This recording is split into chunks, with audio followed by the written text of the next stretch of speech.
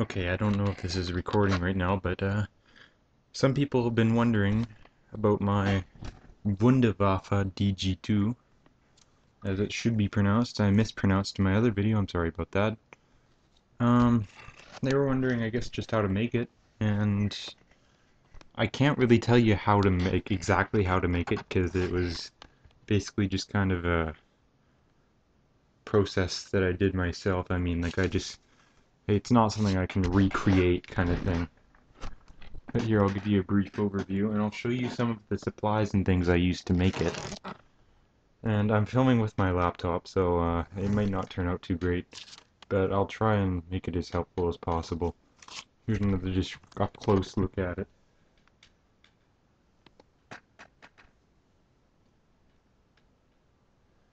Okay. Now I guess I should go over some of the tools that I used. Um, of course, you just use cardboard, right? I mean, you can find cardboard anywhere. I mean, just go around back of like a grocery store. They usually have a dumpster there. You can just grab whatever you want. I found some pretty good pieces in dumpsters behind places and stuff. It works very well for this kind of stuff.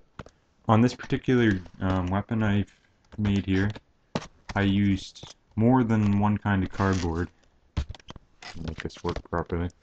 I used very thick cardboard from a TV box here for these parts, and then I used other stuff from Pepsi boxes, which you can see here. Pepsi and cola boxes. And it worked quite well. Here, I'll show you some of the things I used to make this. I guess just starting with, maybe let's go from the most complex looking part to the less complex looking part. Starting with this. This is a wire that I have. It's this stuff right here. I have a big old coil of it. It's actually pretty greasy stuff, so you gotta be careful. As you can see, it's the exact same stuff right there. And this is what I made to use that. You can probably find that at some kind of hardware store or something. You could even use something else if you want now. Yeah. Now these cables here, sorry about all the shaky camera work. It's a laptop, so it's a little bit bulky.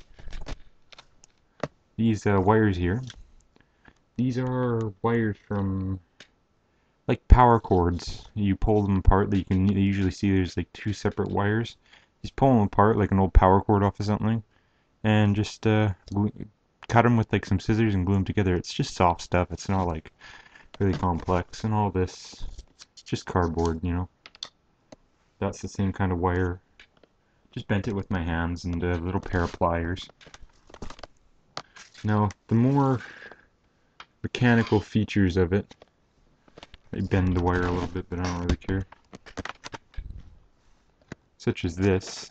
This I don't really want to operate now because it's not working entirely properly right now.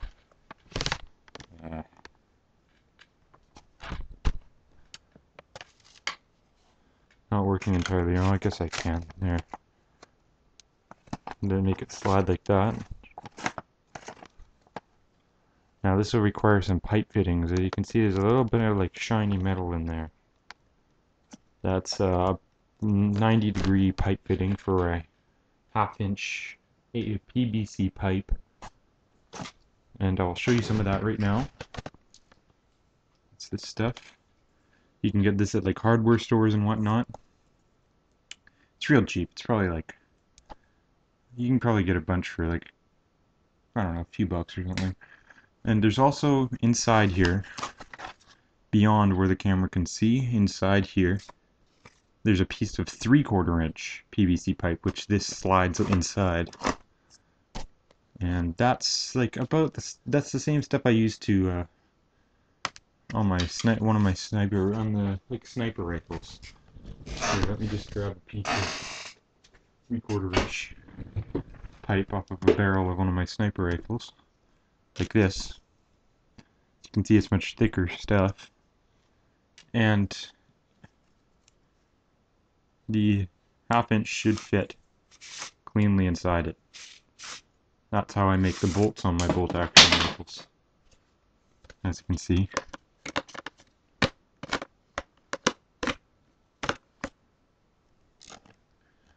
put that down. And this cable down here, this is from like TV cable. I found a little piece laying in my room. And some of the stuff I used, things I used to cut the wire. Sorry for all this shaky camera work. I don't even know if this video is going to be good enough yet, but I'll find out. This is what I used to cut the wire. These are called tin snips. You can get these also at a hardware store or like probably the Walmart tool section for like 10 bucks. And this stuff cuts through wire like nobody's business. I mean, like that. Just put those back down there. Yeah, see there? And of course, a pair of scissors for cutting the cardboard and all these little wires. This is some speaker wire right here that I used to run along. And I also, these are just some special tools. You don't need them. I have this little hacksaw I use to cut little pieces. I also have this. Now, be careful with things like this because you don't want to cut yourself. And this is completely optional. You don't need this, but I got it just for my working. This is a little razor set. Probably a little bit messy from cutting. Got a little razor set. Got that one there. Got this kind with a little curved blade. And don't want my computer to go to sleep. I also got little measuring tools and all sorts of extra little blades. Okay. Now, people, what I see all the time on YouTube are people using tape to make these guns. Please don't use tape. If you really want to make these, like really seriously want to make these, which I'm sure a lot of you out there do, I'll show you what you need. This is a hot glue gun. I got this one for like $12. It's really not expensive. And it can just glue everything together. It's perfectly good. I'm almost out of glue stick here, but I'll show you the glue sticks it uses. It uses things like these. These are big beefy glue sticks, and these go in the back here.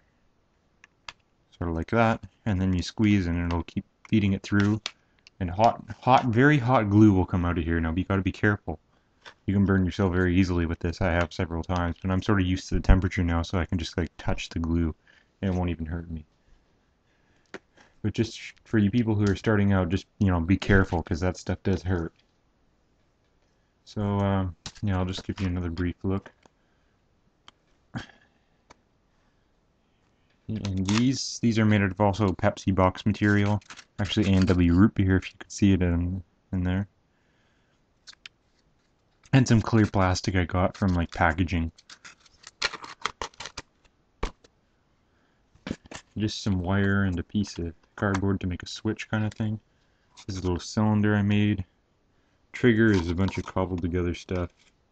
More speaker wire, and this is some more plastic and cardboard here. I don't even know if you can see this. Plastic and cardboard here. Just got lucky here, and this piece of cardboard looked like it had a flat screw head there, so I used that. This is just patiently cut out. If you're going to make these things, you have to have patience too, so don't think you're going to be making one of these in like a day or something, because this one took me probably altogether with painting time and other little tweaks about a week to make. And on the other side there really isn't much, just little things. I put this on here just to make it, look maybe a little bit better, but I really shouldn't have, but oh well, it's fine. Another look at the front part here. I'm sure you all want to see this. In here is that same pipe I was talking about earlier. You just grab it. This stuff here. Just ran it from here all the way up. You can see it coming all the way up. And it's right there. And it's right here. I just built everything off of that.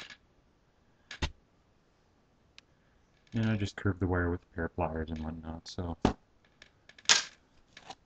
Hoping I helped. I'm going to watch over the video and see if I made it well enough. If I did, I'll upload it. So hopefully this helps you guys that are wondering and want to make one.